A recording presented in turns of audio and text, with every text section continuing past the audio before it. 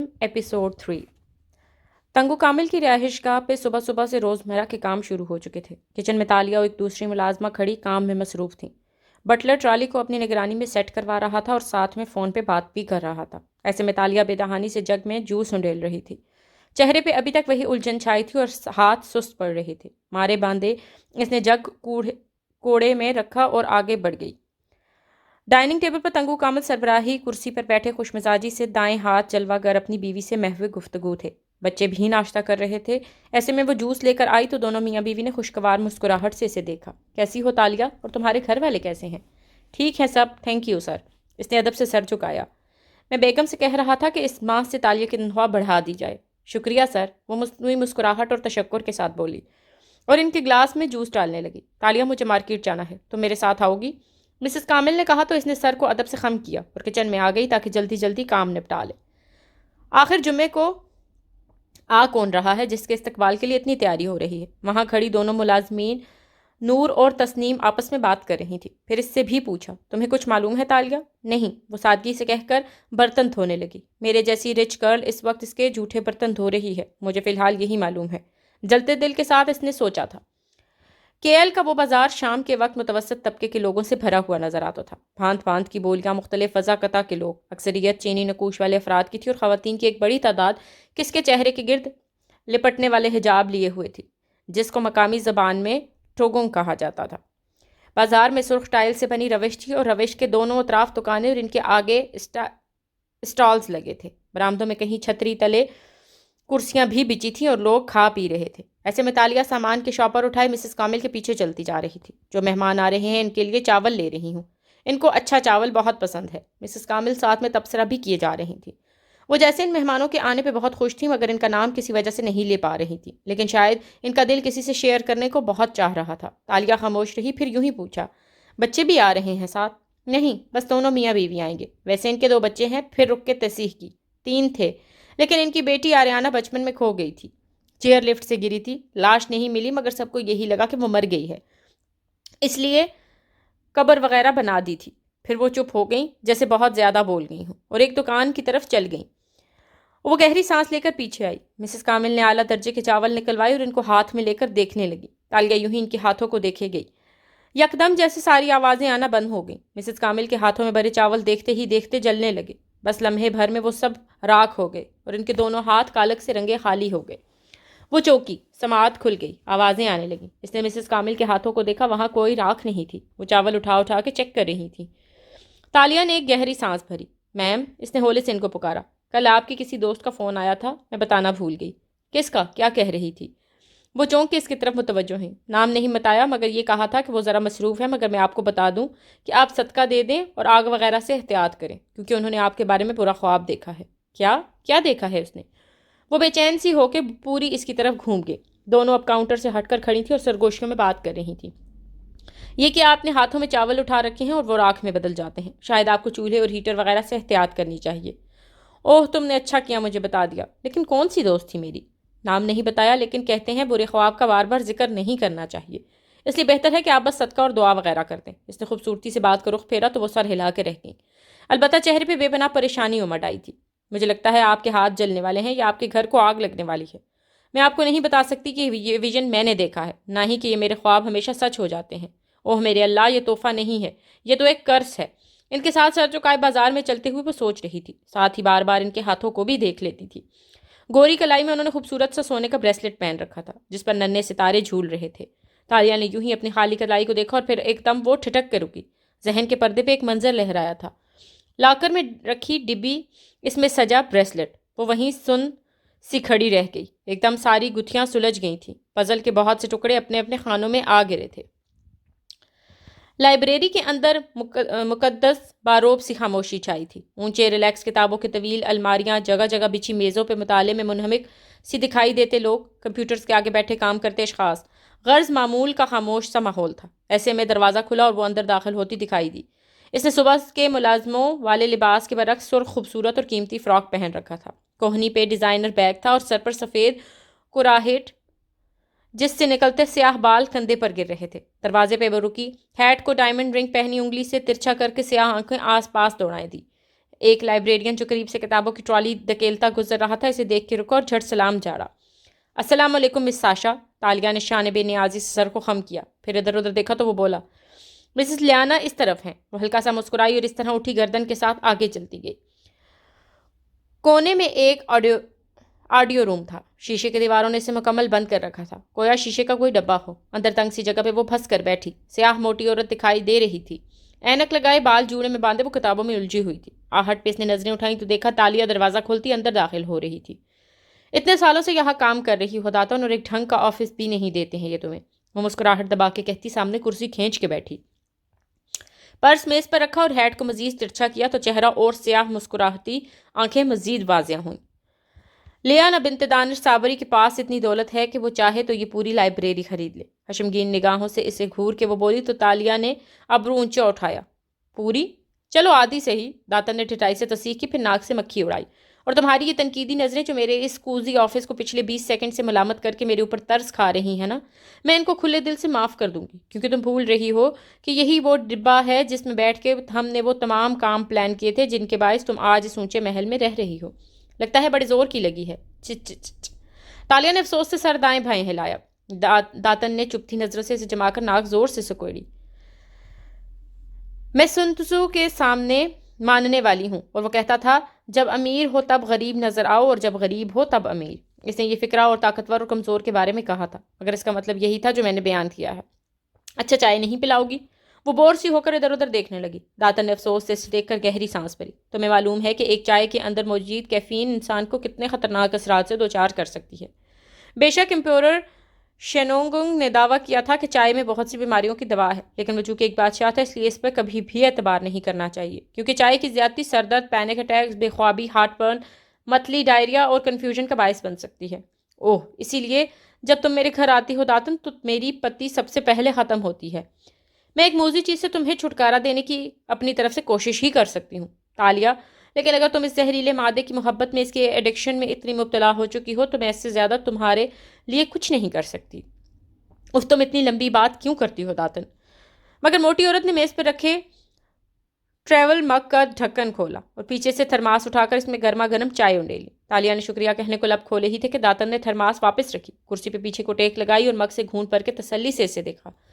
ہاں تو تم کیسے آئی؟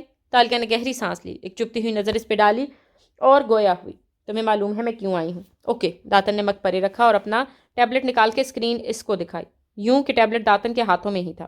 یہ ہے وہ سکہ۔ وہاں ایک اعلیٰ کوالٹی کی تصویر نظر آ رہی تھی۔ تالیہ آگے ہوئی۔ نامعلوم ذرائع سے یہ سکہ چند برس پہلے منظر عام پہ آیا تھا، تقریباً 17 سال پہلے۔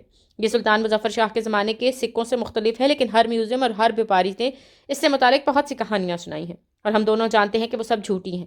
یہ سکہ زیادہ دیر کسی کے پاس ٹھہرتا نہیں ہے، یا بیچ دیا جاتا ہے، یا تحفے میں دیا جاتا ہے، یا نیلام ہو جاتا ہے۔ میں اس کا پورا ٹریل تو نہیں ڈھونڈ سکی، لیکن پچھلے 7 سالوں میں ہماری رکی اور مناسب لفظ ڈھونڈا۔ 11 بڑی جابز وارداتوں میں سے 5 میں یہ سکہ موجود تھا، اور باقی میں؟ اسے بے قراری سے کہتے ہوئے ہاتھ آگے بڑھایا تاکہ ٹیب لے کے، مگر داتن نے اسے پیچھے کر لیا اور خفقی سے بھویں سکیڑی۔ اگر تم چند لمحے کا سکوت اختیار کرو اور مجھے خود کو متاثر کرنے کا موقع دو تو میں تمہیں دکھاتی ہوں کہ بے شک باقی 7 وارداتوں میں یہ سکہ موجود نہیں تھا، مگر ان 7 جگہوں پہ جو چیزیں موجود تھیں میں نے ان کی لسٹ بنائی، تو کوئی اور چیز تھی جو ان 7 جگہ پہ موجود تھی، ہے نا؟ وہ تیزی سے بولی تو داتن نے لب بھینچ لیے، منہ کا ذائقہ تک خراب ہو گیا تھا، مگر ضبط کر کے کہنے لگی، ہاں میں نے سارا دن لگا کر کرائم سین فوٹوز، اپنی ریسرچ ورک کو جو ہم نے واردات سے پہلے کیا تھا اکٹھا کیا، اور تمام فہرستوں کو چیک کیا، تو اس میں ایک آئٹم تھا جو ان سب میں مشترک تھا۔ بوجھو کون تھا؟ ملاکا سلطنت کی ایک ملکہ کا سونے کا بریسلٹ، ہے نا؟ داتن کے کندھے ڈیلے ہوئے منہ کھل گیا۔ تمہیں کیسے پتا چلا؟ چونکہ میں چائے بہت پیتی ہوں اس لیے میری یادداشت بہت اچھی ہے، اور آج مسز کامل کے ساتھ شاپنگ کرتے ہوئے ان کا بریسلٹ دیکھ کر مجھے یاد آیا کہ ملاکا سلطنت کی ایک ملکہ کا بریسلٹ بھی میں نے انہی 7 جابز میں سے 2-3 میں دیکھا تھا، مگر نظر انداز کر دیا کیونکہ مجھے وہ نقلی لگا تھا، اور ہم ہمیشہ اصلی اور تاریخی آرٹ پہ ہاتھ صاف کرتے ہیں داتن، اور وہ مجھے تاریخی نہیں لگا تھا۔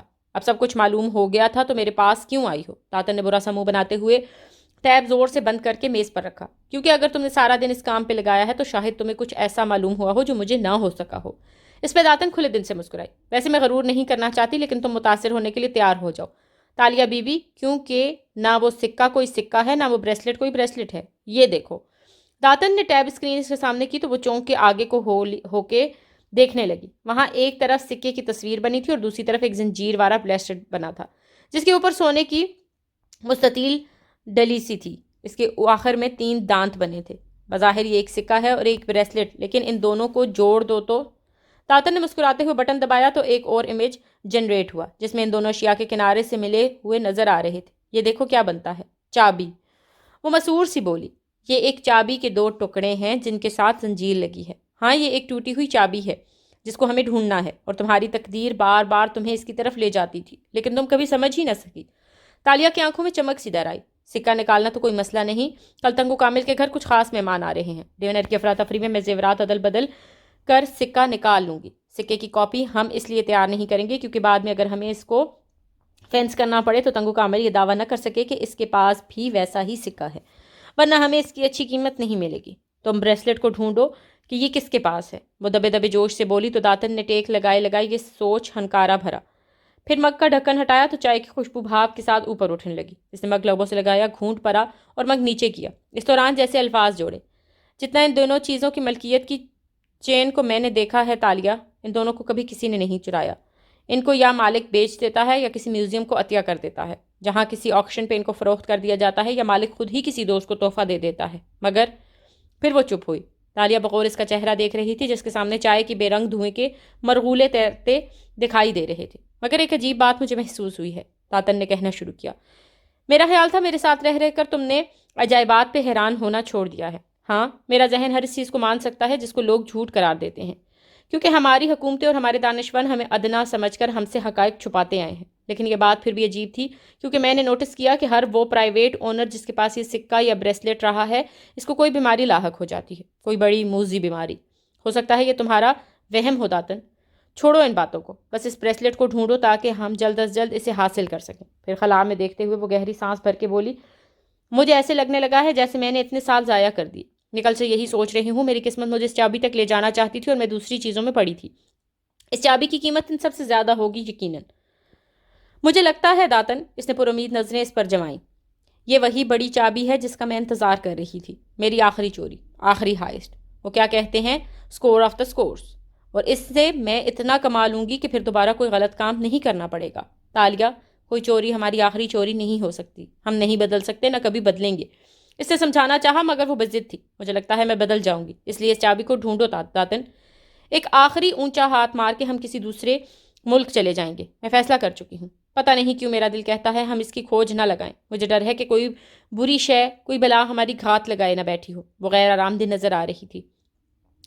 تم وہم کر رہی ہو یار، حوصلہ رکھو۔ وہ ناک سے مکھی اڑاتی اڑ کھڑی ہوئی۔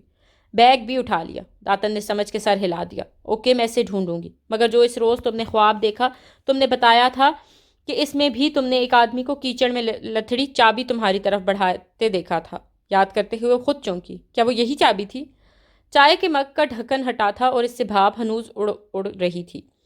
تالیہ ٹھہر گئی، خود بھی جیسے وہ چونکی تھی۔ ہاں، وہ یہی تھی۔ اس نے ٹیبلٹ اٹھا کے پھر سے اس چابی کو غور سے دیکھا۔ اسے کچھ یاد آیا تھا، ایک ننھی کلائی پہ بندھا بریسلیٹ۔ پزل کا ایک اور ٹکڑا عین اپنی جگہ پہ آ گرا تھا۔ ویسے وہ آدمی کون تھا تالیہ؟ داتن نے تجسس سے پوچھا تو وہ سن نہیں رہی تھی، وہ کہیں اور گم تھی۔ میں نے یہ بریسلیٹ دیکھ رکھا ہے پہلے، مجھے پتا ہے یہ کس کا تھا۔ پھر اس کے چہرے پہ سختی آ گئی، جیسے بے چینی اور دکھ کی ملی جلی کیفیت ہو۔ مسز ماریا، آپ نے اچھا نہیں کیا۔ اس نے ٹیبلٹ پٹخا اور تنفن کرتی باہر نکل گئی۔ داتن حیرت سے اسے دیکھے جا رہی تھی۔ اسے کیا ہوا؟ اگلی صبح جب کولمپور کی بلند بلا عمارتیں دھوپ میں سینہ تانے کھڑی تھیں اور نمی سے بوجھل فضا نے ماحول میں حبس سا پیدا کر رکھا تھا، شہر کے ایک مفلوق الحال علاقے میں فلیٹ بلڈنگز کی بالکنی میں رسیوں پہ کپڑے سوکھتے دکھائی دے رہے تھے۔ اتوار کے باعث شاید ساری عمارت کی عورتوں نے واشنگ مشین لگا رکھی تھی۔ ایسے میں تالیہ بنت مراد ایک فلیٹ بلڈنگ کی گندی میلی سیڑھیاں چڑھ رہی تھی۔ وہ مالے طرز کا حجاب پہنے ہوئے تھی، اسکرٹ اور لمبی قمیض جیسا لباس، اور اس کے اوپر کس کے لیا گیا اسکارف جس پہ مزید ایک دوپٹہ پھیلا رکھا تھا۔ آنکھوں پر نظر کا چشمہ لگا تھا اور وہ پہلے سے مختلف نظر آ رہی تھی۔ تیسری منزل کے ایک دروازے کے سامنے وہ رکی اور بیل بجائی۔ آ رہی ہوں، عورت کی آواز سنائی دی، جیسے وہ تکلیف میں آہستہ آہستہ چلتی دروازے تک آ رہی ہو۔ پھر دروازہ کھل گیا اور ایک ادھیڑ عمر عورت نظر آئی جس کا چہرہ کریلے کے خول کی مانند جھریوں زدہ تھا اور سفید سرمئی بال چوٹی میں گندے تھے۔ نظر کے موٹے چشمے سے اس نے سامنے کھڑی لڑکی کے چہرے کو دیکھا تو وہ چہرہ کھل اٹھا۔ تالیہ، آؤ آؤ، بڑے عرصے بعد آئی تم، آ جاؤ۔ انہوں نے خوشی سے اسے راستہ دیا. وہ سلام کر کے سر جھکائے اندر داخل ہوئی. وہ تنگ و تاریک سا فلیٹ تھا. سامنے ایک لاؤنج نما چھوٹا سا کمرہ تھا جس میں صوفے رکھے تھے. خاتون گھٹنوں کے درد کے باعث ٹیڑھی سیدھی چلتی آگے آئیں.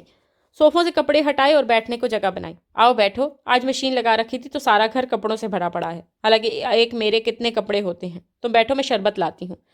اوکے مسز ماریا. وہ مسکرا کے بیٹھ گئی. وہ گئی تو اس کے چہرے کی مسکراہٹ غائب ہوئی اور اس پر خفگی نظر آنے لگی, جیسے اس نے پھر سے مصنوعی مسکراہٹ کے پردے میں چھپا لیا. کچھ دیر بعد وہ اس کے سامنے شربت کی ٹرے رکھ رہی تھی. اتنا اچھا لگتا ہے تمہیں یوں دیکھ کے. ابھی تک اسکول میں پڑھا رہی ہو؟ جی, وہ مسکرا کے بولی. دینیات اور میتھس پڑھاتی ہوں. وہ نظریں چرا کے شرافت سے بولی. شوہر بچے سب ٹھیک ہیں؟ جی, بچے اسکول گئے ہوئے تھے تو میں وقت نکال کے آ گئی. اسکام آرٹسٹ کی مسکراہٹ ویسی ہی سادہ تھی. کبھی اس کو ساتھ بھی لے آؤ مجھ سے ملوانے. صرف تصویریں دکھائی ہیں تم نے اب تک. انہوں نے شکوہ کیا. بچے اب آپ سے ملتی ہوں تو اپنا آپ بھی بچہ لگنے لگتا ہے. آپ یتیم خانے کے منتظم تھیں اور 3 سال میرا وہاں خیال رکھا تھا آپ نے. آپ کے ساتھ بیٹھ کے پرانی یادیں یاد کرنے کا دل کرتا ہے مسز ماریا. بات موڑ دی. خوش رہو, جیتی رہو. انہوں نے گہری سانس لی. جو بچے چھوڑ جاتے ہیں یتیم خانہ وہ کبھی واپس نہیں آتے, مگر جس طرح تم واپس آ جاتی ہو, پیسے بھیجتی رہتی ہو, دل بہت خوش ہوتا ہے. شربت سے بھرا گلاس دونوں کے درمیان انچھوا رکھا تھا. تالیہ نے اس کی طرف ہاتھ نہیں بڑھایا, بس نظریں ان کی بیمار زدہ چہرے پر جمائے رکھی. مسز ماریا, آپ کو کبھی علم نہیں ہو سکا کہ مجھے وہاں کون چھوڑ گیا تھا؟ یہ معمہ میں بھی کبھی حل نہیں کر سکی. رات کو چرچ بند ہوتا تھا. صبح جو پہلا بندہ ادھر گیا اس کو تم وہیں ملی تھی. مجھے وہ سب یاد ہے. وہ اتوار کا دن تھا. آج عبادت کے لیے جلدی آ گئی تھی اور مجھے روک کے کچھ پوچھا تھا آپ نے. ہاں, میں پھر تمہیں یتیم خانے لے آئی. وہیں پولیس بھی بلائی, مگر کوئی بھی تمہارے ماں باپ کو نہیں ڈھونڈ سکا تھا. تمہارے کپڑے عجیب سے تھے, پھٹے پرانے میلے کچیلے. تمہیں میں نے نئے کپڑے دیے, تمہیں تیار کیا. اور وہ یاد کر کے ذرا جوش سے بولے جا رہی تھی کہ تالیہ ایک دم بولی. مجھے میرے ماں باپ مل گئے ہیں مسز ماریا. مسز ماریا رکیں. منہ کھل گیا. بے یقینی سے تالیہ کو دیکھا جس کی اینک کے پیچھے چھپی آنکھوں میں موٹے موٹے آنسو اتر رہے تھے اور وہ خوشی سے بتا رہی تھی. ایک ویب سائٹ گمشدہ بچوں کو ان کے ماں باپ سے ملاتی ہے. میں نے اپنے بچپن کی تصویر ڈالی تو ایک جوڑے نے مجھ سے رابطہ کیا. وہ مالے ہیں مگر امریکہ میں رہتے ہیں. میں نے ان کو اپنی ڈی این اے رپورٹ بھیجی تو وہ میچ کر گئی. اب میں امریکہ جا رہی ہوں. واؤ تالیہ واؤ. وہ خوشگوار سی گرم جوشی سے اس کا ہاتھ دبائے کہنے لگی. میں بہت خوش ہوں تمہارے لیے. یہ تو انہونی ہو گئی. مگر اس وقت وہ کیوں نہیں آئے تھے تمہیں کلیم کرنے؟ ان کی مجبوریوں کی لمبی داستان ہے. وہ کہتے ہیں مجھے اغوا کیا گیا تھا لیکن. وہ ٹھہری. آواز رازدانہ سرگوشی میں بدلی اور آگے کو جھکی. انہوں نے $20,000 کا انعام دینے کا وعدہ کیا ہے میرے کیئر ٹیکرز کو. میری لاہور والی فیملی اتنی اچھی نہیں تھی. میں نہیں چاہتی یہ انعام ان کو ملے. میں چاہتی ہوں یہ یتیم خانے کے لوگوں کو ملے, یعنی آپ کو ملے. اسکیم آرٹسٹ نے پہلا پتا پھینکا. $20,000. ان کی آنکھیں کھل گئیں. جی مسز ماریا, وہ بہت امیر لوگ ہیں. میرے بعد ان کی اولاد نہیں ہوئی. وہ خوشی میں کر رہے ہیں یہ سب, مگر ایک مسئلہ ہے. کیا؟ ان کی سانس اٹک گئی. وہ چاہتے ہیں کہ یہ ثابت کر کے دوں کہ آپ واقعی مجھے چرچ میں ملی تھی. ظاہر ہے اتنی بڑی رقم دینے سے پہلے ان کو گارنٹی چاہیے کہ آپ واقعی میری کیئر ٹیکر تھیں یا نہیں. میں کیسے ثابت کروں؟ وہ بالکل سیدھی ہو کر بیٹھ گئی تھیں اور مارے جذبات کے ان کے ہاتھ پکڑ لیے تھے. آپ کوئی نشانی بتا سکتی ہیں, کوئی ایسی بات جو صرف آپ کو ہی معلوم ہو سکتی ہے؟ اصل میں. اس نے لہجے کو سرسری بنایا. نگاہیں ایک لمحے کو بھی خاتون کے چہرے سے نہیں ہٹائی تھیں. کل میں مال میں ایک بریسلٹ دیکھ رہی تھی تو مجھے یاد آیا چرچ کا منظر. میری یادداشت اچھی ہے کافی. چرچ سے لے کر اب تک سب یاد ہے مجھے. پہلے یہ بات مجھے اہم نہیں لگی تھی, مگر کل اپنے ماں باپ کے ملنے کے بعد مجھے یاد آیا کہ میری کلائی میں ایک بریسلٹ تھا جس پہ سونے کی ایک چابی بنی تھی. صرف پہلی نظر میں مجھے وہ یاد ہے, پھر وہ پتہ نہیں کہاں گیا. اگر آپ اس کے بارے میں کچھ بتا دے تو. وہ بنا پلک جھپکے مسز ماریا کو دیکھ رہی تھی جن کا چہرہ ایک دم پھیکا پڑا تھا. وہ چپ ہو گئی. چلے اگر آپ کو نہیں یاد تو کوئی بات نہیں. میں اپنے والدین کو یتیم خانے والے قاسم صاحب کا نام دے دیتی ہوں. تاکہ وہ اٹھنے لگی تو انہوں نے جلدی سے اس کا ہاتھ تھاما. نہیں, قاسم نے کیا کیا تمہارے لیے مجھے یاد ہے, میں بتاتی ہوں. انہوں نے ہڑبڑا کے اسے روکا. تمہارے ہاتھ میں ایک بریسلٹ تھا. اصل میں وہ چابی تھی جس کے سنہری چین کو تم نے کلائی پہ پہن رکھا تھا. میں نے وہ تمہارے ہاتھ سے اتاری تو وہ ایک دم ٹوٹ گئی. مجھے نہیں پتا تالیہ یہ کیسے ہوا, مگر اس کے 2 ٹکڑے ہو گئے. سکہ الگ ہو گیا اور بریسلٹ پہ ڈلی سی رہ گئی. مجھے تمہاری نگہداشت کرنی تھی, تمہارے لیے یتیم خانے میں جگہ بنانی تھی. فنڈز نہیں تھے. میں کیا کرتی تالیہ؟ It's okay. تالیہ نے نرمی سے ان کے گھٹنے پر ہاتھ رکھا. آپ نے وہ چرا لیا کیونکہ آپ کو پیسے چاہیے تھے. میں اس بات کو سمجھ سکتی ہوں. پھر اسے سیل فون کی اسکرین سامنے کی. کیا وہ ایسا تھا؟ انہوں نے غور سے اسکرین کو دیکھا. ہاں, جہاں تک مجھے یاد پڑتا ہے کوئی ایسا ہی ڈیزائن تھا. اتنے سال ہو گئے, اب یادداشت جواب دینے لگی ہے. آئی ایم سوری, مگر میری مجبوری تھی. ان کی آنکھوں میں آنسو آ گئے. میرا ایک رشتہ دار سونار تھا, میں نے وہ اس کو بیچ دیا. وہ عجیب سی چیز تھی. مجھے اس سے خوف آتا تھا, مگر اس کے جانے کے بعد تم چپ ہو گئی. بالکل. تالیہ نے بے اختیار صوفے کی گدی مٹھی میں بینچ لی. اس کا سانس اٹک گیا تھا. اس کے بعد چپ ہوئی. مگر آپ لوگ تو کہتے تھے. میں ہمیشہ سے چپ تھی. مجھے کچھ یاد نہیں تھا. نہیں, پہلے چند منٹ جب تک تمہارے ہاتھ میں بریسلٹ تھا تم نے کچھ باتیں کی تھیں، وہ تمہارے ہاتھ میں چمکتی تھا جیسے اس سے روشنی نکلتی ہو۔ میں نے اسے تمہاری کلائی سے اتارا تو وہ بجھ گیا اور چابی 2 ٹکڑے ہو گئی۔ مجھے اس سے خوف آیا تھا تالیہ۔ میں نے کیا باتیں کی تھیں؟ اس نے رندے گلے سے پوچھا تھا۔ صحیح الفاظ یاد نہیں، اتنے سال بیت گئے۔ اب تو تالیہ مگر اتنا یاد ہے کہ تم نے کہا تھا گاؤں والے مصیبت میں ہیں، تم ان کے لیے مدد لینے آئی ہو ورنہ سب مر جائیں گے۔ تم نے کہا تمہیں ان سب کو بچانا ہے۔ میں نے پوچھا یہ تمہارے ہاتھ میں کیا ہے تو تم نے کہا یہ میرے بابا نے مجھے دی ہے۔ میں نے تمہارا نام پوچھا تو تم نے کہا تالیہ بنت مراد، لیکن جب میں نے وہ بریسلٹ اتارا تو تم خاموش ہو گئی، جیسے تمہیں سب بھول گیا ہو۔ تالیہ کی آنکھوں میں آنسو چمکنے لگے، مگر اب کی بار وہ اصلی آنسو تھے اور مجھے یاد نہیں۔ کیا یہ کافی ہوگا تمہارے ماں باپ کو یقین دلانے کے لیے؟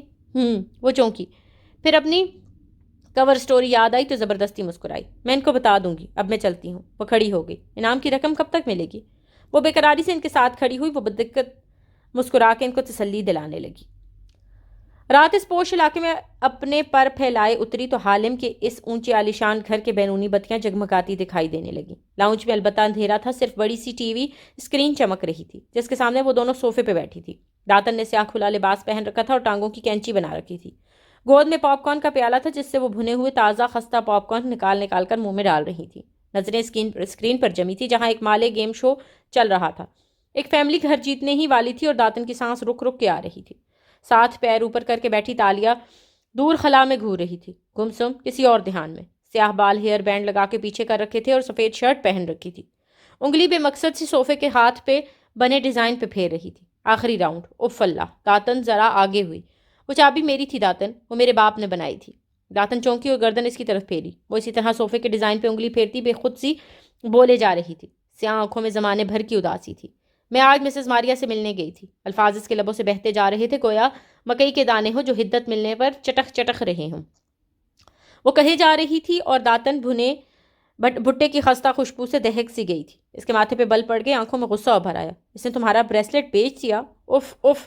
خبردار جو آئندہ تم نے مسز ماریا کی کوئی مالی مدد کی۔ کیوں؟ کیونکہ وہ ایک بددیانت چور ہے اور میں کیا ہوں؟ اس نے سادگی سے داتن کو دیکھا تو وہ ناک سکوڑ کے رہ گئی۔ اس عورت نے 3 سال میرا خیال رکھا، جب مجھے کوئی اور لینے نہیں آیا مجھے ان پر تھوڑا غصہ آیا تھا، مگر جو ان سے گھلا کرنے کا کوئی حق نہیں ہے۔ خیر اب کیا کرنا ہے؟ تم بریسلٹ تلاش کرو، میں سکے کو تنگو کامل کے لاکر سے چوری کرتی ہوں۔ کل جب مہمانوں کا رش ہوگا تو میں موقع دیکھ کے اسٹڈی میں چلی جاؤں گی۔ کیا تم وہ چابی صرف پیسوں کے لیے چرانا چاہتی ہو تالیہ؟ تالیہ نے گہری سانس لی، داتن کو دیکھا اور مٹھی بھر کے پیالے سے پاپ کارن نکالے۔ جب تک مجھے یہ یاد نہیں آتا کہ وہ میری چابی ہے میں اسے دولت کے لیے ہی چرانا چاہتی تھی، مگر اب اس نے اسکرین کو دیکھتے ہوئے پاپ کارن پھانکے اور بند ہونٹ ہلاتے ہوئے انہیں چبانے لگی۔ لمحے بھر کو لاؤنج میں سناٹا چھا گیا۔ داتن اس کے چہرے کو دیکھ رہی تھی جو ٹی وی اسکرین کی نیلی روشنی میں دمک رہا تھا۔ مگر اب شاید مجھے میرے تمام سوالوں کے جواب بھی مل جائیں، میں کون ہوں، کہاں سے آئی ہوں، سب معلوم ہو جائے۔ اور تمہارے ماں باپ، تم ان سے نہیں ملنا چاہتی؟ اور وہ گاؤں والے جن کا تم نے ذکر کیا تھا؟ سچ کہوں تو نہیں داتن، میں اپنی زندگی میں خوش ہوں، مجھے ان سے نہیں ملنا، اور میں یہ بھی نہیں چاہتی کہ وہ دیکھے میں کیا بن گئی ہوں۔ تلخی سے مسکرا کے وہ اسکرین کو دیکھنے لگی۔ اس کا ذہن کہیں اور تھا۔ مسز ماریا کی آواز ہر جگہ گونج رہی تھی۔ تم نے کہا تھا گاؤں والے مصیبت میں ہیں، تم ان کے لیے مدد لینے آئی ہو ورنہ سب مر جائیں گے۔ تم نے کہا تمہیں ان سب کو بچانا ہے، مگر اس نے سر جھٹکا۔ مجھے کسی کو نہیں بچانا، مجھے کسی کی مدد نہیں کرنی، اب تک تو سب مر کھپ گئے ہوں گے۔ مجھے صرف چابی کو اچھے داموں بیچنا ہے۔ تاریخی نوادرات مہنگے داموں بک جاتے ہیں۔ میرے خواب ایک جزیرے پہ ایک اونچا محل، بس مجھے یہی سوچنا ہے۔ ویسے کل کون آ رہا ہے تنگو کامل کے گھر؟ داتن کی بات نے اس کو گہری سوچ سے نکالا۔ پتہ نہیں، استشان نے اچکائے۔ جب بڑے لوگ بڑے لوگوں کے گھروں میں آتے ہیں تو ہم چھوٹے لوگوں کو تفصیلات نہیں بتاتے، سیکیورٹی پروٹوکول۔ مگر داتن جواب سنے بنا اسکرین کی طرف متوجہ ہو چکی تھی۔ فیملی آخری راؤنڈ میں تھی، گھر جیتنے کے بہت قریب۔ صبح سے تنگو کامل کے گھر صفائی اور تیاریوں کا ایسا سما بندھا تھا کہ چند ایک بار تو تالیہ نے بٹلر کو روک کے پوچھنا چاہا کہ آخر آ کون رہا ہے، مگر پھر ارادہ بدل دیا۔ کون سا وہ بتا دے گا۔ مسز شیلا کامل مضطرب اور پرجوش سی کچن میں ایک ایک چیز اپنی نگرانی میں تیار کروا رہی تھی۔ باریک ہیل پہنے وہ بالوں کے پارلر سے سیٹ کروائے بے حد خوبصورت اور نروس نظر آ رہی تھی، مگر انہوں نے تالیہ اور تسنیم کو کھانا لانے کی ترتیب کی ہدایت دینا شروع کی تو تالیہ کے ابرو حیرت سے اکٹھے ہوئے۔ 25 منٹ، صرف 25 منٹ کے لیے وہ لوگ آ رہے ہیں کیا؟ مسز کامل نے اسے یوں دیکھا گویا اس کی عقل پہ افسوس کیا۔ ہاں تالیہ، 25 منٹ بھی بہت ہیں، اور ناک سے مکھی اڑاتی آگے بڑھ گئیں۔ تسنیم نے کندھے اچکا دیے۔ کسی ملازم کو اندازہ نہ تھا کہ مہمان کون تھے، بس بٹلر نے کام کے دوران اتنا بتایا کہ سر کے کلاس فیلو اور ان کی بیگم ہیں۔ تسنیم نے بٹلر کے آگے بڑھتے ہی اس کے کان میں سرگوشی کی۔ کامل صاحب کے کلاس فیلو ہیں تو اچھے خاصے بوڑھے ہوں گے، آخر ایک بوڑھے اور بڑھیا کے آنے پہ اتنا ہنگامہ کرنے کی ضرورت ہی کیا ہے؟ تالیہ بے اختیار ہنس دی. پھر اس کے جانے کے بعد اس نے اپنے ایپرن پہ سامنے ہاتھ رکھ کر نقلی زیورات کی موجودگی کی تصدیق کی جو پوٹلی کی صورت بیلٹ کے ساتھ اس کے کمر سے بندھے تھے. لاکر کھول کے زیورات عدل بدل کرنے کے لیے 25 منٹ بھی کافی تھے. شام ڈھل گئی اور گھر پہ اندھیرا چھانے لگا. مالے گھر بھی کراچی کے بنگلو جیسے تھے ویسے ہی لان، پورچ، ڈرائیو وے اور سامنے گیٹ. اونچی 4 دیواری. کچن کی کھڑکی سے لان نظر آتا تھا. وہاں تنگو کامل اپنی بیوی بچوں سمیت کب سے استقبال کے لیے کھڑے تھے. تالیہ منہمک سی کھڑی سلاد پلیٹ میں سجا رہی تھی جب باہر پر رونق سا شور مچا. تسنیم اور نور ساتھی ملازمین لپک کے کھڑکی میں جا کھڑی ہوئی. گاڑیوں کے اندر آنے اور دروازوں کے کھلنے بند ہونے کی آوازوں کے ساتھ دعا سلام بھی گونجا تھا. تالیہ مزے سے سلاد کے قتلے ڈش میں سجاتی گئی. اوہ خدایا، اف اف، کیا تم نے انہیں دیکھا؟ کھڑکی سے باہر جھانکتی تسنیم نے مہمانوں کو گاڑی سے اترتے دیکھا تو مارے جوش کے اس کے منہ پر ہاتھ رکھ دیا. نور باقاعدہ اوپر نیچے اچھلی پھر دانتوں میں انگلیاں دبائیں. اف، یہ تو مجھے یقین نہیں آ رہا. انہوں نے گرے سوٹ پہن رکھا ہے. وہ ان کی وائف کو دیکھو، اس نے صبح یہی ڈریس مارننگ شو کے انٹرویو میں پہنا ہوا تھا. اوف اوف، ان دونوں کے چہرے سرخ پڑ کے تمتما رہے تھے اور وہ کبھی منہ پہ ہاتھ رکھتی کبھی ایک دوسرے کا ہاتھ مارے جوش کے پکڑتے. تالیہ نے گردن اٹھا کے ایک نظر ان دونوں کو دیکھا اور افسوس سے جھٹکا. خیر، یہ بیچاریاں ملازمین ہیں. امیر اور مشہور لوگ دیکھنے کا موقع کہاں ملتا ہے ان کو. ان کا ایسے جذباتی ہونا بنتا ہے. اس نے سلاد کی ڈش رکھی اور تسلی سے ہاتھ رومال سے پونچھتی آگے بڑھی. ان دونوں کے قریب رکی اور باہر جھانکا. گارڈز اور چند افراد کے ہمراہ وہ دونوں میاں بیوی کار سے اتر چکے تھے اور میزبانوں سے مل رہے تھے. گرے سوٹ والا آدمی دراز قد اور دبلا پتلا تھا، فٹ اور اسمارٹ. مسز کامل سے ہاتھ ملاتے ہوئے اس کی پشت تالیہ کی طرف تھی. پھر وہ پلٹا تو تنگو کامل کے بیٹے علی کے قریب ٹھہرا. علی نے اس کا ہاتھ تھاما اور چوم کے آنکھوں سے لگایا. یہ مالے لوگوں کا بڑوں سے ملنے کا طریقہ تھا. اور تب تالیہ نے اس آدمی کا چہرہ دیکھا. ہاں، اس نے بے اختیار ہونٹوں پہ ہاتھ رکھا تھا. آنکھیں شوق سے پھیل گئی، سانس اٹک اٹک گئی اور رنگت گلابی پڑنے لگی. اوہ گاڈ، اوہ گاڈ. اس نے بے یقینی سے نون اور تسلیم کو دیکھا جو اتنی بے یقینی سے اور خوشی سے اسے دیکھ رہی تھی. وہ شخص اب مسکرا کے بچے کا سر تھپک رہا تھا. پھر چہرہ کامل صاحب کی طرف موڑ کے کچھ کہنے لگا اور ادھر تالیہ مراد کھڑکی میں ہکا بکا سی کھڑی تھی. نور نے اس کا کندھا ہلایا. تمہارا فون بج رہا ہے تالیہ. وہ چوکی، پھر اپرن کی جیب سے فون نکال کر بغیر دیکھے کان سے لگایا. نظریں وہیں باہر جمی تھی. دوسرا ہاتھ ابھی تک ہونٹوں پہ تھا. اف، بریسلٹ کا پتہ چل گیا تالیہ، اور تم یقین نہیں کرو گی کہ وہ کس کے پاس ہے. وہ جوش سے بتا رہی تھی. میرے اس شخص سے بات ہوئی ہے جس نے آخری دفعہ اسے بیچا ہے. اس سے ایک آدمی نے خریدا تھا وہ بریسلٹ اپنی بہن کی سالگرہ کے لیے. اور جانتی ہو اس کی بہن کس کی بیوی ہے؟ شاید میں جانتی ہوں. وہ نظریں باہر ٹکائے بے خود سی کہہ رہی تھی. وہ پورچ میں کھڑا علی بن کامل کی طرف اشارہ کر کے اس کے باپ سے کچھ پوچھ رہا تھا یا شاید بچے کی تعریف کر رہا تھا. وہ دراز قد تھا، کسرتی جسم والا، بے حد فٹ اور تیز چلنے والا آدمی. نہیں، تم نہیں جانتی. اس کی بہن کا شوہر اس ملک کا سب سے پاپولر لیڈر ہے. اس کی رنگت صاف تھی، بے حد صاف. نقوش چینی تھے مگر بہت پرکشش، وجیح چہرہ اور چمکتی ہوئی خوبصورت آنکھیں. وہ اب تنگو کامل کی بات پہ مسکرا رہا تھا. بارسین نیشنل کا ہونے والا نیا صدر. اس کے بال سیاہ تھے اور نفاست سے برش کر کے پیچھے کر رکھے تھے. کانوں کے اوپر سے وہ سفید تھے جو اس کے چہرے کی نرمی اور وقار میں اضافہ کرتے تھے. وہ 48 برس کا تھا مگر اپنی فٹنس اور جوان نظر آنے چہرے کے باعث عمر سے 10-15 برس کم دکھائی دیتا تھا. ہمارے ملک کا اگلا وزیر اعظم وان فتح رامزل. اس کے گھر ہے تمہارا بریسلٹ تالیہ. بے یقینی سے تالیہ ہنوز باہر نظریں جمائے کھڑی تھی. دونوں ملازمین باہر بھاگ چکی تھی. اور اگر میں تمہیں یہ کہوں داتن کہ وان فاتح بن رامزل اس وقت میرے سامنے کھڑا ہے تو کیا تم یقین کرو گی؟ وہ بے خودی کی عالم میں کہہ رہی تھی. دوسری طرف داتن نے گہری سانس بھری تھی. تالیہ، میں جانتی ہوں اس کا نام سن کر تم صدمے اور فین مومنٹ کی ملی جلی کیفیت میں ہو، اس لیے کوئی بات نہیں. ٹھنڈا پانی پیو اور پھر لاکر کی طرف جاؤ. بریسلٹ کا بھی نہ سوچو. اس کے الفاظ نے کوئی بلبلا سا پھاڑ دیا تھا. تالیہ کے ماتھے پہ بل پڑے. چپ کرو موٹی کالی مرغی. وہ جل کر بولی اور فون بند کر کے جیب میں رکھا. پھر کھڑکی سے باہر جھانکا تو پورچ ابھی خالی تھا. یقیناً مہمانوں کو لے کر میزبان اندر ڈرائنگ روم میں چلے گئے تھے. اس نے بے قراری سے کچن کے دروازے کو دیکھا. سب ملازمین مہمانوں کے آگے پیچھے بھاگ چکے تھے. وہ جا، یہ جا. وہ جائے یا نہ جائے. انہوں نے اس نے گہرے گہرے سانس لے کر خود کو کمپوز کرتے ہوئے فین مومنٹ سے نکلنے کی کوشش کی. کندھے اچکائے اور سینے پہ بازو لپیٹ کر وہیں کاؤنٹر سے ٹیک لگا کر کھڑی ہو گئی. میں نہیں جاؤں گی. میں کوئی باقی لوگوں کی طرف فاتح رامزل کی اتنی بڑی فین تھوڑی ہوں جو اپنے ذاتی وقار اور خود اعتمادی کو پس پشت ڈال کر چھوٹے لوگوں کی طرح سیلیبریٹی کے آگے پیچھے بھاگتی پھروں. وہ اس طرح اکڑ کے کھڑی رہی. چند سانسیں لی، پھر ایک دم بازو نیچے گرائے اور باہر کو بھاگی. مٹی ڈالو وقار اور اعتماد پہ. وہ فاتح رامزل ہے. اف، دی فاتح رامزل. تیز تیز دوڑتی وہ ڈرائنگ روم کے دروازے تک آئی تھی. چہرہ خوشی سے گلابی سا تمتمانے لگا تھا. ملازمین وہاں پہلے سے کھڑی پرجوش سی سرگوشیاں کر رہی تھی. وہ دھڑکتے دل کے ساتھ ان کے پاس آ رکی.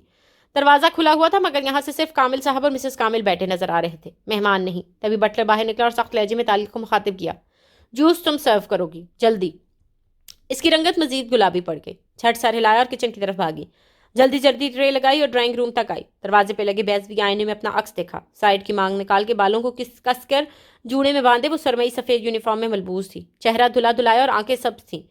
وہ زیادہ اچھی نہیں لگ رہی تھی. اف خیر ہے. اس نے سر جھٹکا اور اندر داخل ہوئی. ڈرائنگ روم میں تیز اے سی چل رہا تھا مگر اس کے ہاتھوں پہ پسینہ آ رہا تھا. ٹھنڈے ماحول کو زرلمیس کی روشنیوں نے مزید مسحور کن اور پرفسوں بنا رکھا تھا. میزبان جوڑے کے علاوہ مہمان جوڑا اور 3 افراد بیٹھے تھے. فاتح رامزل سامنے والے صوفے پہ موجود تھا. ٹانگ پہ ٹانگ جمائے ایک بازو صوفے کی پشت پہ پھیلائے. وہ مدھم مسکراہٹ کے ساتھ چہرہ ذرا موڑے کامل صاحب کی بات سن رہا تھا. برابر میں اس کی بیوی بیٹھی تھی. اس کے بال بھورے سرخ ڈائے تھے اور ہاف باندھ رکھے تھے. وہ بالکل سپاٹ چہرہ لیے ہوئی تھی. آنکھیں بے جان تھیں. وہ دونوں ٹرے اٹھائے آتی ملازمہ کی طرف متوجہ نہیں تھے. تالیہ باری باری سب کے پاس رک کر جوس پیش کرنے لگی تھی. سوری میں آپ کی بات کاٹ رہی ہوں. جذباتی سی مسز کامل اپنے شوہر کی بات ٹوکتے ہوئے مسکرا کے کہا. مگر وان فاتح رامزل اور مسز رامزل آپ دونوں کا ایک دفعہ پھر شکریہ کہ آپ نے ہمارے گھر کو رونق بخشی. مائی پلیئر. وہ بھاری مسکراتی آواز میں بولا تھا. تالیہ کی اس کی طرف پشت تھی. یہ آواز, یہ شخص, یہی تھا اس کے خواب میں. میرے ساتھ رہو, میرے ساتھ رہو. اس نے سر جھٹکا اور جھک کر اگلے صاحب کے سامنے ٹرے کی. کیا یہ درست ہے سر کہ آپ استعفیٰ دے رہے ہیں اور واپس امریکہ شفٹ ہو رہے ہیں؟ ہم نیوز میں سنتے رہتے ہیں. کامل صاحب کے سوال پر تمام نظریں فاتح رامزل کی طرف اٹھی تھیں. وہ جواباً کھنگارا. دیکھو تنگو کامل, بات یہ ہے کہ فاتح بن رامزل جیسا انسان جو 2 دفعہ امریکہ میں اسسٹنٹ اٹارنی کا الیکشن لڑ کے منتخب ہوا تھا اور جس کے زمانے میں اسسٹنٹ اٹارنی آفس میں پروسیکیوشن کا ریکارڈ مثالی رہا ہو, اور جو 15 سال پہلے امریکہ چھوڑ کے, امریکی شہریت چھوڑ کے صرف مال قوم کے لیے واپس آیا تھا, اس آدمی کو اتنی لمبی اسٹرگل کے بعد اگر بارسلین پارٹی کا صدر منتخب ہونے کے لیے اور فنڈ حاصل کرنے کے لیے بادشاہ کے محل میں ہر روز ماتھا ٹیکنا پڑے جیسے وہ عظیم بدا ہو اور میں ایک پجاری, تو نہیں, فاتح یہ نہیں کرے گا. مجھ سے یہ منافقت نہیں ہوتی کیونکہ ہمارے بادشاہ اور ہمارے وزیر اعظم دونوں کو اس وقت جیل میں ہونا چاہیے. ہاں, میں جیل میں ان دونوں کو ہر ہفتے وزٹ کرنے کے لیے تیار ہوں. اس بات پہ کہکا پڑا تھا مگر فاتح رامزل نے سوال کا جواب نہیں دیا. وہ سوچتے ہوئے سپاٹ چہرہ بنایا پور بڑے صوفے تک آ رکی تھی. فاتح رامزل کی ایک طرف سے جھک کے ٹرے پیش کی. کپکپاتی پلکیں اٹھا کے اس کا چہرہ دیکھا. وہ تنگو کامل کو دیکھ رہا تھا مسکرا کے. ایک شان بے نیازی سے تالیہ کھڑی رہی تو مسز فاتح نے ایک نظر اسے دیکھ کے ہاتھ سے نفی کا اشارہ کیا. وہ یہ جوس نہیں پیتے. تالیہ آگے بڑھ گئی. دل بجھ سا گیا تھا. باہر جا کر وہ وہیں دروازے کی اوٹ میں ٹہر گئی. مسز کامل کہہ رہی تھی لیکن آپ ایک ممبر پارلیمنٹ ہے سر, کیا آپ واقعی استعفیٰ دے رہے ہیں؟ تنگو شیلا, وہ ہر ایک کو اس کے فرسٹ نیم سے پکارا کرتے تھے. میں سیاست میں طاقت یا دولت حاصل کرنے نہیں آیا. فاتح بن رامزل ایک ڈریمر ہے, ایک ویژنری. وہ ایک بہترین ملائیشیا کا خواب دیکھتا ہے. مگر مال قوم کا اس وقت سب سے بڑا مسئلہ یہ ہے کہ ہمارے رولنگ پارٹی اتنی بھاری اکثریت سے منتخب ہوتی آ رہی ہے کہ پارلیمنٹ میں اس کی کوئی اپوزیشن ہی نہیں رہ گئی. کوئی بھی جمہوری گورنمنٹ تب تک صحیح کام نہیں کر سکتی جب تک اس کے خلاف اپوزیشن نہ ہو. زندگی کے ہر مقام پہ یہ مخالفت ہوتی ہے جو ہم سے ہماری اصلاح کرواتی ہے اور ہم بہتر کام کرتے ہیں. اگر بارسلین پارٹی کی اچھی اپوزیشن نہیں بننا چاہتی, اگر پارلیمنٹ خود کو مضبوط نہیں کرنا چاہتی, تو اخلاقی طور پہ پارٹی صدر بننے یا ممبر پارلیمنٹ رہنے کا کوئی جواز نہیں رہ جاتا. باہر کھڑی تالیہ مسکرا دی. اس نے پھر سے استعفیٰ کا جواب نہیں دیا. سیاست دان. دفتن اس نے گھڑی دیکھی. 10 منٹ گزر چکے تھے. 15 منٹ رہتے تھے. ایک بے قرار نظر ڈرائنگ روم پہ ڈال کے وہ چپکے سے وہاں سے کھسک آئی. اسٹڈی کی بتی اس نے نہیں جلائی. پینسل ٹارچ چلا کر آگے آئی. لاکر کے سامنے پنجوں کے بل بیٹھی اور لاکر پہ لگا گول چکر آہستہ آہستہ گھمانے لگی. چند ایک کلک ہوئے, پھر دروازہ کھٹ سے کھل گیا. اس نے پوٹلی نکالی اور لاکر کھول کے زیورات کے ڈبے باہر نکالنے لگی. ایک دم وہ ٹھٹک گئی. ادھر ادھر ہاتھ مارا. سکے والا باکس غائب تھا. اوہ نو. تالیہ نے پریشانی سے سارا لاکر کھنگال دیا مگر وہ وہاں نہیں تھا. اس نے بے بسی بھرے غصے سے زیور اتوا دل بدل کیا. لاکر بند کیا, اصل زیورات یونیفارم میں چھپائے اور باہر نکل آئی. اب کہ اس نے نور اور تسنیم کو کھانا سرو کرنے دیا اور خود کان لگا کر دروازے کے باہر کھڑی ہو گئی. بٹلر نے گھورا بھی مگر اس نے چہرے پر مسکینیت طاری کر کے پلکیں دوبارہ جھپکا لی تو وہ ہنکارا بھر کے آگے بڑھ گیا. اندر گفتگو کا رخ ملائیشین پارلیمنٹ میں زیر بحث توہین رسالت بل کی طرف مڑ گیا تھا. فاتح رامزل کی ساتھ آئے افراد اس بارے میں اظہار خیال کر رہے تھے. میرا خیال ہے 3 سال کی قید یا بھاری جرمانے والی سزا کسی بھی دین کی توہین کرنے پہ درست ہے. نہیں, میرا خیال ہے اس میں ترمیم ہونی چاہیے اور اس کو سزائے موت میں تبدیل ہو جانا چاہیے تاکہ مسالے سیٹ کی جا سکیں. مسٹر کامر اور دوسرے افراد باری باری اپنی رائے دے رہے تھے. تالیہ نے کان مزید زور سے دروازے کے ساتھ لگایا. اسے کافی دیر سے فاتح رامزل کی آواز نہیں سنائی دی تھی. آپ کا کیا خیال ہے سر؟ تالیہ نے پردے کی اوٹ سے جھانکا. وہ نگاہیں کامل صاحب پہ جمائے مسکرایا تھا. پھر گہری سانس لی. میرا ایک دوست تھا اسکول میں, بدھسٹ تھا اور مجھے بہت پسند تھا, مگر میرے والد کو وہ بہت برا لگتا تھا. ان کا خیال تھا کہ وہ مجھے بگاڑ دے گا. وہ اس کی عزت نہیں کرتے تھے باوجود اس کے کہ وہ اس سے کبھی نہیں ملے تھے. میں ہر روز اس سے بحث کرتا تھا کہ میں اس کی دوستی سے نہیں بگڑوں گا، مگر کوئی فائدہ نہیں ہوتا تھا۔ وہ کہہ رہا تھا اپنی ٹھنڈی بھاری اور پرسکون آواز میں، وہ سب سن رہے تھے۔ پھر ایک دن مجھے احساس ہوا کہ میرے والد جب اسے جانتے ہی نہیں تو وہ اس کی عزت کیسے کریں گے۔ تب میں نے ان کو اپنے دوست کی خوبیوں کے بارے میں بتانا شروع کیا۔ تنگو کامل میں نے ان کو بتایا کہ انسان ایک مکمل پیکج ہوتا ہے، اس میں خوبیاں بھی ہوتی ہیں، خامیاں بھی، اور اگر ہم کسی کو اس کے ویکسٹ لنک سے جج کرتے ہیں تو ہم سب سے بڑے برے جج بن جاتے ہیں۔ لیکن رسول اللہ صلی اللہ علیہ وسلم وہ انسان ہیں جن کے اندر صرف خوبیاں اور اچھائیاں تھیں۔ ان کے گستاخ کو ہر وہ سزا ملنی چاہیے جو شریعہ نے مقرر کر رکھی ہے۔ علماء کو اس بارے میں کھل کر بولنا چاہیے، اور مارلے پارلیمنٹ کو پراپر قانون سازی کرنی چاہیے، اور جو بھی سزا قرآن و سنت کے مطابق ہے وہ دی جائے، مسالے سیٹ کی جائیں۔ لیکن وہ رکا۔ تالیہ نے گردن مزید اوپر کی۔ وہ انہی پر سکون آنکھوں سے ان سب کے چہرے دیکھ رہا تھا۔ لیکن کوئی بھی ایول صرف سزا دینے سے ختم نہیں ہو سکتا۔ یہ دنیا ہمارے نبی صلی اللہ علیہ وآلہ وسلم کی دل سے رسپیکٹ تب کرے گی جب ہم ان کو بتائیں گے کہ وہ کون تھے۔ سزا دینا، چیخنا چلانا آسان ہے، یہ جلدی ہو جاتا ہے۔ زیادہ مشکل کام ہے نبی صلی اللہ علیہ وسلم کے لیے اپنی زندگیوں سے مسلسل وقت نکالنا اور اپنی توانائی کو دنیا تک ان کی اصل شخصیت سامنے لانے کے لیے خرچ کرنا۔ اس میں محنت لگتی ہے، اور مسلمان بچے اس میں دلچسپی نہیں لیتے، کیونکہ ہمارے بچوں کو خود معلوم نہیں کہ نبی صلی اللہ علیہ وسلم کون تھے اور وہ دوسروں کو کیا بتائیں گے۔ توہین اس لیے ہوتی ہے کیونکہ ہم اپنی جاب ٹھیک سے نہیں کرتے۔ ہمیں دنیا کو رسول اللہ صلی اللہ علیہ وسلم کے بارے میں بتانا تھا، ان کے قصے سنانے تھے۔ بنیادی طور پہ دو قسم کے لوگ توہین کرتے ہیں، ایک وہ جو لا علم ہے اور ایک وہ جو شرنگیز ہیں اور جان کے ایسا کرتے ہیں۔ لیکن جس دن ہم اپنی جاب کرنا شروع کریں گے، اندھیرے میں دیے جلانے لگیں گے، تو لا علم لوگ ہمارے رسول اللہ صلی اللہ علیہ وسلم سے واقف ہوں گے، اور وہ خود ہر شرنگیز کے خلاف ہماری ڈھال بن جائیں گے۔ سزائیں لازمی دے، مگر میری قوم کو خود بھی اس فتنے کو کم کرنے کے لیے توانائی خرچ کرنی پڑے گی۔ میں جب ملائشہ کا خواب دیکھتا ہوں نا، وہاں ہمارے مالک قوم کو میڈیا کے ذہنی شکنجے سے نکال کر اپنی سوچ کو آزاد کرنا سکھانا ہوگا۔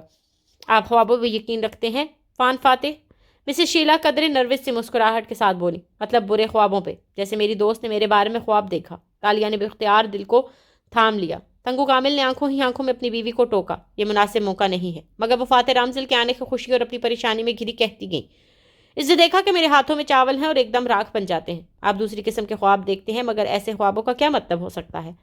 تالیہ کے گردن کے بال تک کھڑے ہو گئے، کان مزید دروازے سے لگائے۔ ڈرائنگ روم میں خاموشی چھا گئی۔ پھر فاتح نے گہری سانس لے کر کندھے اچکائے۔ خوابوں میں ہر چیز علامتی ہوتی ہے، اس کا وہ مطلب نہیں ہوتا جو نظر آتا ہے۔ کیا آپ کے ہاں بچے کی پیدائش متوقع ہے تنگو شیلا؟ میزبان میاں بیوی سن رہ گئے، ایک دوسرے کو دیکھا، پھر فاتح کو۔ جی مگر ہمیں خود چند دن پہلے معلوم ہوا ہے، تو آپ کو کیسے؟ چاول فرٹیلیٹی کی علامت ہوتے ہیں۔ ایسا خواب اس لیے آ سکتا ہے تاکہ آپ احتیاط کریں یا پھر کسی متوقع حادثے کے لیے تیار رہیں۔ اس کی بات میں ایسی ٹھنڈک تھی کہ مسز کامل کی ریڑھ کی ہڈی میں ٹھنڈی لہر دوڑ گئی۔ دروازے سے لگی تالیہ بھی شل کھڑی رہ گئی۔ فاتح کی بیوی نے بے اختیار تادیبی نظروں سے اسے گھورا تھا، جیسے کہہ رہی ہو کہ اسے ایسی بات اتنے عام انداز میں نہیں کہنی چاہیے، مگر وہ کسی بھی جذباتی پن سے آری ٹھنڈا پرسکون سا بیٹھا تھا۔ اسرا رامزل پہلی دفعہ بولی، کاش ہمیں بھی آریانہ کو کھونے سے پہلے کوئی خواب آ جاتا تو ہم اس روز چیئر لفٹ پہ نہ جاتے۔ اس کے لہجے میں تلخی تھی۔ آریانہ؟ اچھا، ان کی بیٹی جو کئی سال پہلے کھو گئی تھی۔ تالیہ کو اس کے انٹرویو میں کئی دفعہ کی دہرائی کئی بات یاد آئی تو اس نے اندر جھانکا۔ فاتح رامزل کا چہرہ سامنے نظر آیا، اس پہ کوئی تاثر نہیں ابھرا تھا، وہی ٹھنڈا مسکراتا وجیح چہرہ، مگر وہ اعترافاً سر ہلا کے بولا تھا، ہاں وہ بڑا کٹھن وقت تھا۔ خیر، اس نے کندھے اچکا کے گہری سانس لی۔ بٹلر نے اس کے سر کی پشت پہ چپت لگائی تو وہ چونکی۔ تمہارا کچن میں کام پڑا ہے، اندر جاؤ۔ اس نے حکم صادر کیا تو وہ منہ بنا کے آگے بڑھ گئی۔ کام کیا خاک کرنے تھے؟ وہ کچن کے دروازے میں کھڑی ہو گئی۔ چند منٹ گزرے اور آوازیں آنے لگیں، وہ وہیں جمی رہی۔ وہ لوگ اب راہداری میں آ چکے تھے اور باہر جا رہے تھے، مگر کسی وجہ سے ٹھہر گئے تھے۔ تالیہ نے سر نکال کے دیکھا تو برف کا بت بن گئی۔ علی بن کامل اپنے مہمان کو تحفہ پیش کر رہا تھا، اور وہ تحفہ، تالیہ کی سانس اٹکنے لگی، وہ وہی شیشے کا باکس تھا جس میں سنہری سکہ رکھا تھا۔ فاتح نے مسکرا کے بچے سے باکس لیا۔ علی کامل اب اس سے منسلک کہانی سنا رہا تھا، مگر فاتح رامزل نے باکس کھولا اور سکہ نکال کے اوپر اٹھا کے دیکھا۔ دونوں اطراف پلٹائیں۔ ویسے یہ اوریجنل نہیں ہے۔ اوریجنل میں ایک طرف نصیر مل دنیا والدین لکھا ہوا ہے، مگر آئی لائک اٹ۔ سچائی سے تبصرہ کیا تو میزبان ایک دم شرمندہ ہو گئے، مگر وہ آدمی اتنا بے پرواہ، اتنا بے نیاز تھا کہ اسے ان کے تاثرات سے فرق نہیں پڑتا تھا، اور اس کی بات کو کوئی برا نہیں مانتا تھا، نہ مان سکتا تھا۔ وہ مالک قوم کو بہت محبوب تھا۔ ایک ہی فکرے میں اس نے ایمانداری سے پسندیدگی کا اظہار بھی کر دیا۔ پھر ذرا ٹہرا، اسرا یہ تمہارے بریسلٹ کی طرح نہیں لگتا جو تمہیں ایش نے دیا تھا، ہے نا؟ مسکرا کے کہتے ہوئے اس نے باکس پیچھے کھڑے اپنے باڈی میں مین کی طرف بڑھا دیا اور آگے بڑھ گیا۔ سب اس کے آگے پیچھے چلتے نظر آئے۔ وہ تیز تیز چلتا تھا اور ہر شخص کے قدم سے قدم ملانے کا خواہش مند تھا۔ باڈی مین نے سکے کی ڈبیا جیب میں ڈالتے ہوئے باہر نکلنے سے قبل ایک دفعہ مڑ کے یوں ہی پیچھے دیکھا تھا۔ نگاہ چوکٹ پہ ہکا بکا کھڑی لڑکی پہ پڑی تو وہ لمحے بھر کو ٹھہرا۔ اس کی سبز آنکھوں کو دیکھا جو اس کی ڈبیا جیب میں ڈالتے ہاتھوں کو دیکھ رہی تھی۔ بس لمحے بھر کا اثر تھا، پھر وہ آگے بڑھ گیا۔